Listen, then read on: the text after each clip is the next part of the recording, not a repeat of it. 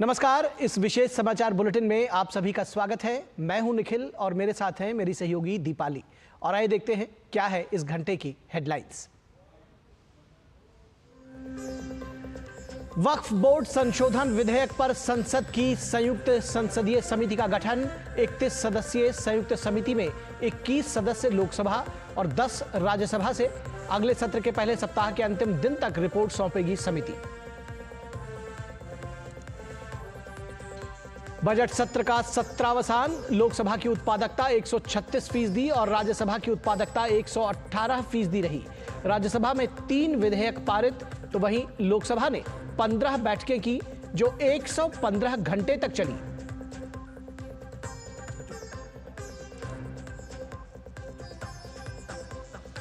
चुनाव आयोग का जम्मू कश्मीर दौरा। मुख्य चुनाव आयुक्त राजीव कुमार ने कहा, आयोग जल्द से जल्द चुनाव कराने को प्रतिबद्ध। जम्मू कश्मीर के लोग विघटनकारी ताकतों को देंगे करारा जवाब।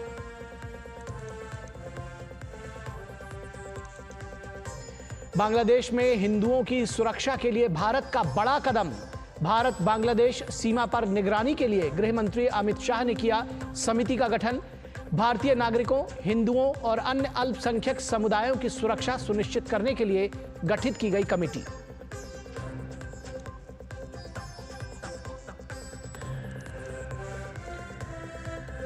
दिल्ली के पूर्व उप मुख्यमंत्री मनीष सिसोदिया को सुप्रीम कोर्ट ने शर्तों के साथ दी जमानत। तकरीबन 18 महीने से जेल में थे सिसोदिया बंद। शराब नीति मामले में कथित अनियमितताओं को लेकर जांच का कर रहे हैं सामना।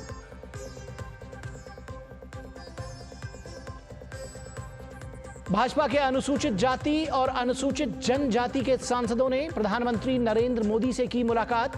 पीएम ने सांसदों को SC/ST में क्रीमी लेयर नहीं लागू होने का दिया आश्वासन।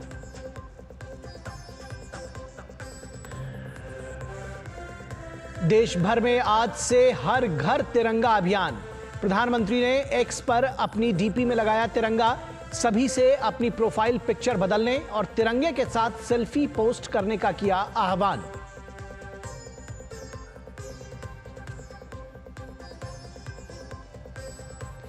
और पेरिस ओलंपिक में सिल्वर मेडल जीतने पर नीरज चोपड़ा को बधाइयों का तांता। प्रधानमंत्री नरेंद्र मोदी ने नीरज चोपड़ा से बात कर दी बधाई। आज अमन सहरावत से कुश्ती में कांस्य पदक की उम्मीद। वहीं विनेश फोगाट की सिल्वर मेडल देने की अपील पर court of arbitration for sports में सुनवाई आज।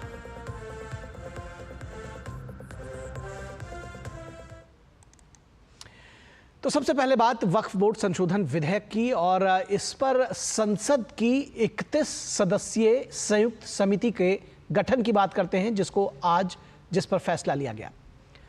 समिति में 21 लोकसभा से और 10 राज्यसभा संसद सदस्य शामिल किए गए हैं। समिति को रिपोर्ट रखने के लिए अगले सत्र के पहले सप्ताह के अंतिम दिन तक का समय दिया गया है। Notice of my intention to move the following motion during the current session of Lok Sabha, that the Waqf Amendment Bill 2024 be referred to a joint committee of the houses consisting of following 21 members from this house. Serial number 1, Shri Jagdampika Pal. 2, Dr. Nishikant Dubey. 3, Sri Tejaswi Surya. 4, Srimati Aparajita Sarangi. 5, Sri Sanjay Jaiswal. 6, Sri Dilip Saikia. 7, Sri Abhijit Gangaupadhyay. 8, Srimati D.K. Aruna. 9, Sri Gaurav Gogoi. 10, Sri Imran Masood. 11, Sri Muhammad Javed. 12, Sri Maulana Mohibullah. 13, Sri Kalyan Banerjee. 14, Sri A. Raja. 15, Sri Lavu Sri Krishna Devarayalu. 16, Sri Dileshwar Kamait. 17, Sri Arvind 18, Sri Matre Balia Mama Suresh Gopinath. 19, Sri Naresh Ganpat Maske. 20, Sri Arun Bharti. 21, Sri Asauddin Owaisi. And 10 members from Rajya Sabha, that in order to constitute a sitting of the Joint Committee of quorum shall be 1/3 of the total number of members of the Joint Committee, that the committee shall make a report to this House by the last day of the first week of the next session.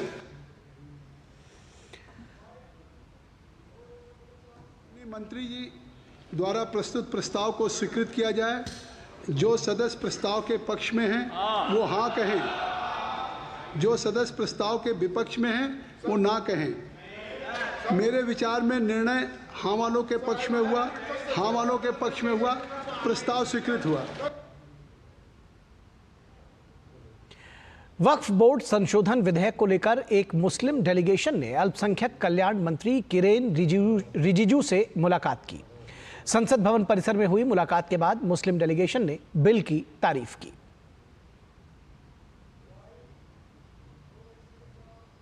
Amendment bill पेश करने के बाद काफ़ी मुस्लिम समुदाय से मेरा मिलना हुआ और आज हमारे देश का, हिंदुस्तान का ऑल इंडिया सूफी सजादा नसीन के जो हेड होते हैं काउंसिल के पूरे team under the leadership of Shri Syed Naseeruddin Chishti, जितने भी हैं प्रमुख लोग आज मुझे मिले और सबसे बातचीत करने के बाद मैं आपको बता सकता हूं कि वक्फ अमेंडमेंट बिल का जो प्रावधान है स्वागत किया।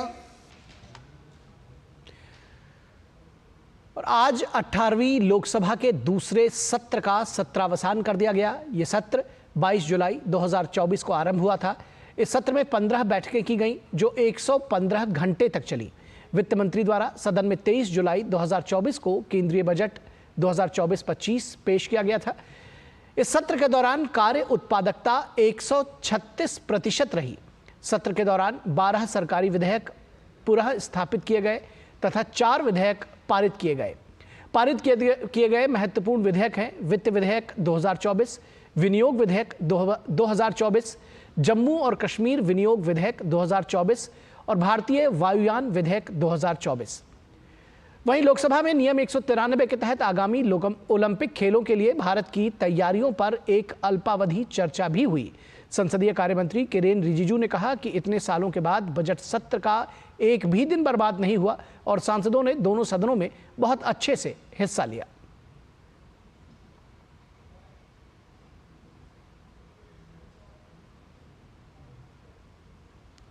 प्रोडक्टिव रहा, बहुत लंबा सेशन नहीं था, लेकिन बजट का प्रक्रिया भी कंप्लीट हो गई और उसके अतिरिक्त और भी बिजनेस इस बजट सेशन 2024 के दौरान दोनों सदनों में पास किए गए हैं। लोकसभा राज्यसभा के मेंबर्स और सरकार के ओर से दोनों सदन के चेयरमैन साहब और स्पीकर साहब को धन्यवाद देना चाहता हूं कि हाउस चलाने में बहुत मदद किया है। कोई भी बिल्स और बाकी जितना भी हाउस का बिजनेस को ट्रांजैक्ट करने में एसजी से लेकर के नीचे लेवल तक का हर एक स्टाफ ने बहुत शानदार सहयोग दिया है। इस दौरान संसदीय कार्य मंत्री किरेन रिजिजू ने संसद में हुई प्रभावी कार्यवाही के लिए प्रधानमंत्री नरेंद्र मोदी को धन्यवाद ज्ञापित किया और अगले सत्र में भी इसी प्रकार से कार्य होने की उम्मीद जताई।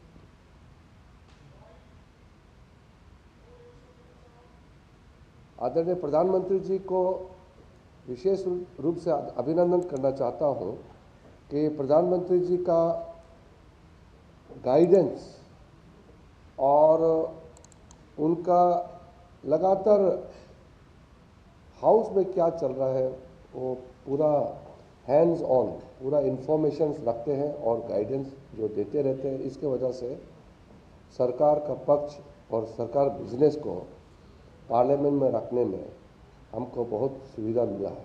मुझे उम्मीद है कि भविष्य में जो आने वाला विंटर सेशन पार्लियामेंट होगा, शीतकालीन संसद का सत्र जब होगा, तो यही भावना,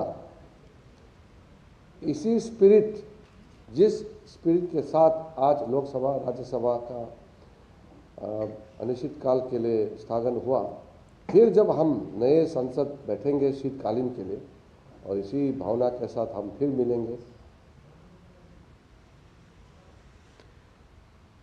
और राज्यसभा में सभापति जगदीप धनखड़ और समाजवादी पार्टी की सांसद जया बच्चन के बीच भारी नोकझोंक देखने को मिली। प्रश्नकाल के दौरान एनडीए के साझेदार दलों के नेताओं ने इस घटना पर जया बच्चन से माफी की मांग की तो सदन से विपक्ष वॉकआउट कर गया। बाहर आकर सोनिया गांधी के नेतृत्व में विपक्षी सांसदों ने मीडिया से बातचीत की और विपक्ष के नेताओं को सदन में नहीं बोलने दिए जाने का आरोप लगाया। इस विषय पर कैसा था राज्यसभा का नजारा, आंखों देखा हाल बताया हमारे संवाददाता राजेश राज ने।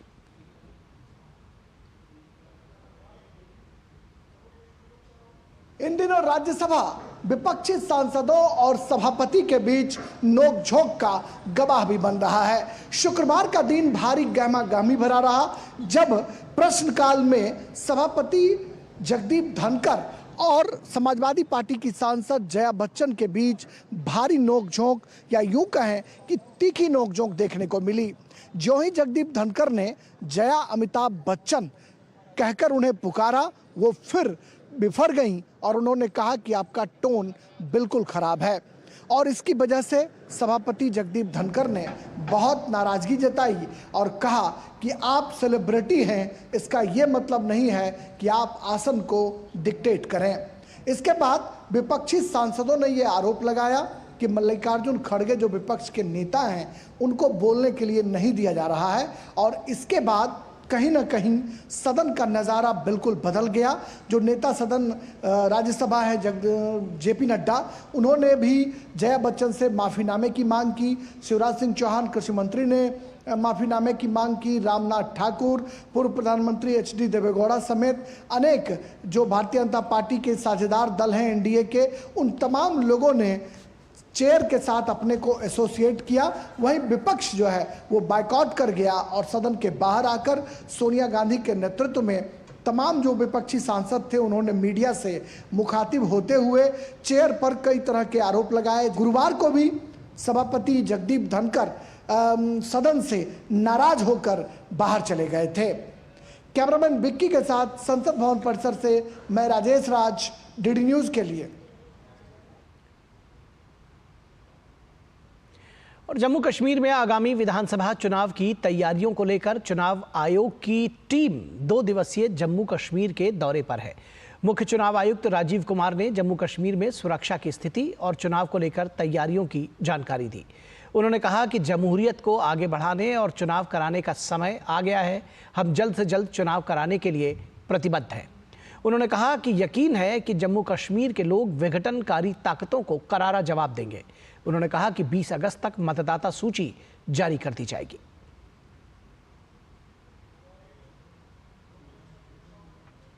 सबसे मुलाकात हुई थी, हमने सबका फीडबैक लिया था। उस समय के बाद लोकसभा के चुनाव अब संपन्न हो चुके हैं।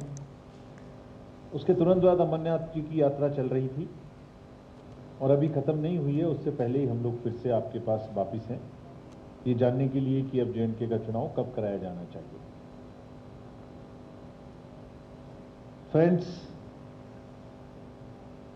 जनरल इलेक्शन में पार्लियामेंट के अमन की जो दास्तां यहां आप सब लोगों ने मिलकर बयां की है, लंबी लंबी कतारें में जो जमहूरियत को आगे बढ़ाने के जो ख्वाब आपने देखे और हम सबको दिखाए हैं पूरी दुनिया को, उनको चुनावों के जरिए आपको अपनी चुनी हुई सरकार देकर अब आगे बढ़ाने का समय आ गया है।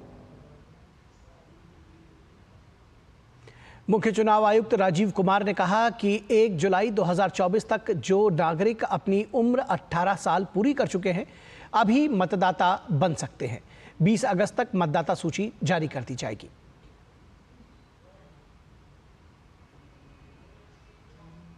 भी असेंबली के जल्द से जल्द कराए जाएं। सभी पार्टीज का कहना था कि JNK में आवाम द्वारा चुने हुए पब्लिक रिप्रेजेंटेटिव्स हों, जिनका लोगों के साथ में बेटर कनेक्ट हो ताकि लोगों जमहूरियत आगे बढ़ सके और लोग अपनी सरकार अपने हिसाब से चुन सकें। तो उनका सबका कहना था कि चुनाव जल्दी कराए जाएं। मोर और लेस सभी पार्टी का ये भी कहना था, एक आध को छोड़कर, कि लेवल प्लेइंग फील्ड एस्टेब्लिश की जाए। ऐसा ना हो कि किसी को प्रदर्शन की या रैली की या कुछ और चीज़ों की परमिशन ना मिले, कुछ को ज़्यादा मिले, इस तरह का ना हो। सबको बराबरी की भागीदारी के साथ जब भी चुनाव हो लेवल प्लेइंग फील्ड एस्टेब्लिश हो। एक और भी मांग सबकी थी कि कुछ सिक्योरिटी का, लोगों के पॉलिटिकल फंक्शनरीज का रिव्यू हुआ था स्टेट में, उसमें कुछ लोगों की सिक्योरिटी डाउनग्रेड हुई, कुछ लोगों की सिक्योरिटी नहीं मिली, कुछ को ज़्यादा मिली, कुछ को कम मिली। तो उनका परसेप्शन ये था कि सबको बराबर मिलनी चाहिए। टेरर फंडिंग मामले में जम्मू कश्मीर के अलगाववादी नेता यासीन मलिक की फांसी की सजा की मांग वाली एनआईए की याचिका पर दिल्ली हाईकोर्ट में सुनवाई 3 हफ्ते के लिए टल गई है। यासीन मलिक ने कहा कि वो वकील की जगह खुद अपने मामले की ज़रह करेंगे। 19 सितंबर को अगली सुनवाई होगी। निचली अदालत ने यासीन मलिक को उम्र कैद की सजा सुनाई थी। एनआईए ने फांसी की सजा के मांग के साथ दिल्ली हाईकोर्ट का रुख किया है। और बांग्लादेश में चल रहे हालात के मद्देनजर मोदी सरकार ने भारत बांग्लादेश सीमा पर मौजूदा स्थिति पर नजर रखने के लिए एक समिति का गठन किया है। समिति बांग्लादेश में अपने समकक्ष अधिकारियों के साथ कम्युनिकेशन चैनल बनाए रखेगी ताकि वहां रहने वाले भारतीय नागरिकों, हिंदुओं और अन्य अल्पसंख्यक समुदायों की सुरक्षा सुनिश्चित की जा सके। समिति की अध्यक्षता सीमा सुरक्षा बल पूर्वी कमान के एडीजी करेंगे। समिति के अन्य सदस्यों में महानिरीक्षक आईजी, बीएसएफ फ्रंटियर मुख्यालय दक्षिण बंगाल, महानिरीक्षक आईजी, बीएसएफ फ्रंटियर मुख्यालय त्रिपुरा, सदस्य योजना और विकास, भारतीय भूमि पत्तन प्राधिकरण और सचिव एलपीएआई शामिल हैं।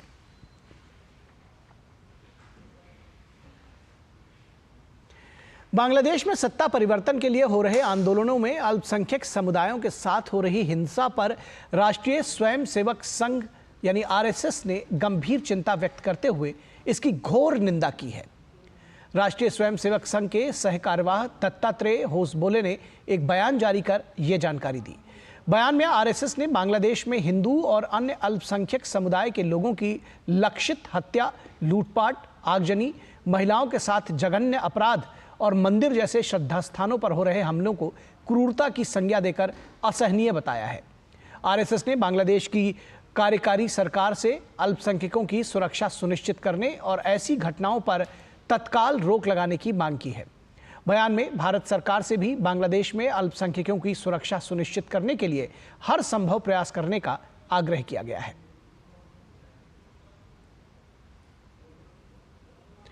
और बांग्लादेश में हिंदुओं और अल्पसंख्यकों पर कट्टरपंथियों द्वारा लगातार हो रहे हमले पर भाजपा सांसद अनुराग ठाकुर ने लोकसभा में कांग्रेस और प्रतिपक्ष के नेता राहुल गांधी की चुप्पी पर सवाल उठाया।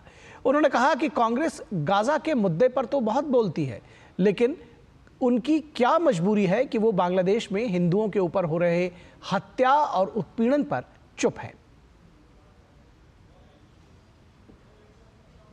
तो हमारे पड़ोसी मुल्क बांग्लादेश में हाल ही में घटा, उसको लेकर हम सब लोग चिंतित भी हैं। माननीय प्रधानमंत्री जी ने भी ट्वीट करके जो इंटरिम गवर्नमेंट के प्रधानमंत्री हैं उनको बधाई भी दी, लेकिन ये भी कहा कि हमारे जो वहाँ पर हिंदू और अल्पसंख्यक हैं उनकी शांति, सुरक्षा और विकास सबको सुनिश्चित किया जाए। लेकिन दुर्भाग्य ये है सर कि नेता प्रतिपक्ष और कांग्रेस पार्टी के अध्यक्ष ने ट्वीट जब किया या उनको बधाई जब दी तो हिंदुओं की वहां पर सुरक्षा की कोई बातचीत नहीं की, ना ही उसका उल्लेख किया, ना ही अल्पसंख्यकों की सुरक्षा की बात की। ऐसी कौन सी मजबूरी थी कि ये लोग वहां पर हिंदुओं और अल्पसंख्यकों की सुरक्षा की बात भी नहीं कर सके। गाजा को लेके आपने बड़ी बड़ी बातें की, गाजा को लेके आप बड़ी बड़ी बातें करते थे, लेकिन यहाँ पर आकर आप नहीं करते हो। राष्ट्रपति द्रौपदी मुर्मू अपनी यात्रा के अंतिम चरण में तिमोर लेस्ते की राजकीय यात्रा पर रहेंगी। ये ऐतिहासिक यात्रा पहली बार है जब कोई भारतीय राष्ट्राध्यक्ष तिमोर लेस्ते की यात्रा करेगा। अपने प्रवास के दौरान राष्ट्रपति मुर्मू अपने समकक्ष जोस रामोस होर्टा और प्रधानमंत्री के राला जनाना गुमाओ के साथ द्विपक्षीय बैठकों में शामिल होंगी। वहीं राष्ट्रपति द्रौपदी मुर्मू का तिमोर लेस्ते की राजधानी दिल्ली में भारतीय प्रवासियों से मिलने का भी कार्यक्रम है। राष्ट्रपति के दौरे से जुड़ी और ज़्यादा जानकारी के लिए इंडोनेशिया और तिमोर लेस्ते में भारतीय राजदूत से हमारे संवाददाता अभिषेक सिंह ने विशेष बातचीत की।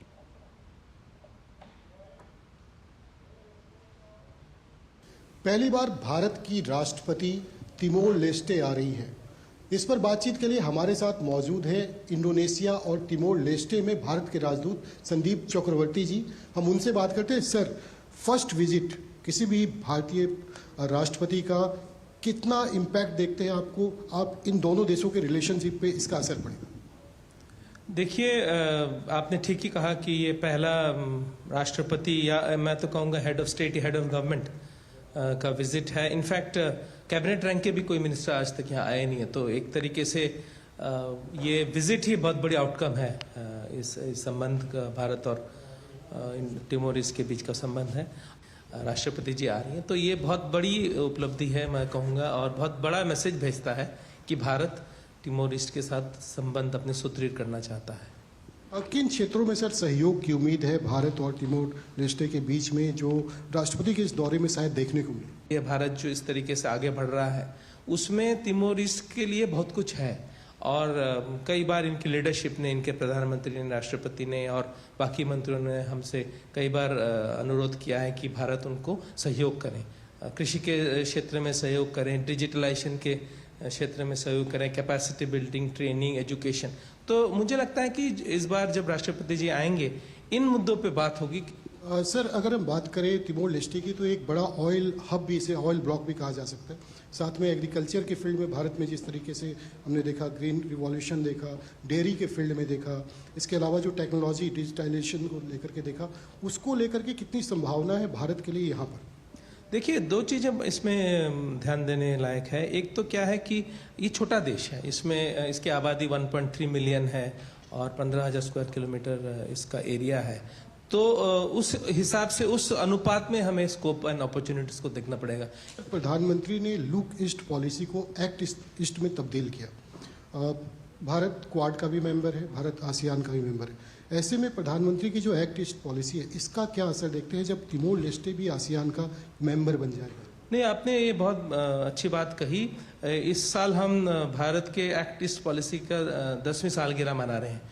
इसके अंतर्गत राष्ट्रपति जी का यहाँ दौरा, ये तिमोरिस आसियान का सदस्य बनने वाला है। इनके राष्ट्रपति भारत गए थे। एक फोकस है ईस्ट पे, और आसियान के मेंबर बनने के बाद ना खाली बायलैटरली बट आसियान के अंदर से भी हम तिमोरिस की मदद कर सकते हैं। निश्चित तौर पर राष्ट्रपति का तिमोर लेस्टे दौरा कई मायनों में अहम है। इससे न सिर्फ दोनों देशों के संबंध और प्रगाढ़ होंगे, बल्कि तिमोर लेस्टे को भी फायदा होगा और भारत को भी एक सामरिक दृष्टि से ये भारत के लिए भी काफ़ी महत्वपूर्ण है। कैमरामैन सौरभ शुक्ला के साथ Abhishek Singh, DD News, Timor Leste. और पेरिस ओलंपिक खेलों के समापन समारोह में और 2 ओलंपिक पदक जीतने वाली निशानेबाज मनु भाकर और hockey goalkeeper PR Sreejesh Bharat के ध्वजवाहक होंगे। भारतीय ओलंपिक संघ के अध्यक्ष PT ऊषा ने कहा कि श्रीजेश ध्वजवाहक बनने के लिए भावनात्मक और लोकप्रिय पसंद थे। श्रीजेश ने पेरिस ओलंपिक के साथ ही हॉकी को अलविदा कह दिया। भारतीय हॉकी को उन्होंने 2 दशक से ज़्यादा समय तक अपनी सेवाएं दी। मनु भाकर को पहले ही ध्वजवाहक चुना जा चुका था। मनु ने पेरिस ओलंपिक में 2 कांस्य पदक अपने नाम किए हैं। पेरिस ओलंपिक में इस बार लैंगिक समानता पर जोर दिया गया है और हर देश को 1 पुरुष और 1 महिला ध्वजवाहक का चयन करना है।